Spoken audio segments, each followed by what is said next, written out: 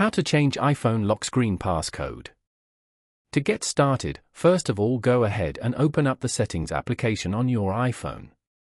Once you're here, scroll down to find and tap on Face ID and Passcode. You will then be prompted to enter your passcode to access these settings.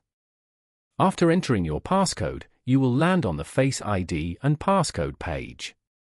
On this page, scroll down and tap on the Change Passcode option. Enter your old passcode again for verification. Now, you can enter your new passcode.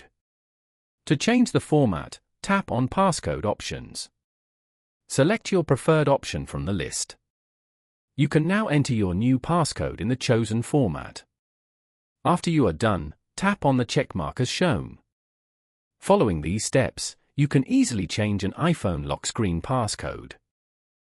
Thank you for watching. Please leave a like if this tutorial helped you, or leave a comment below if you have any questions related to the video.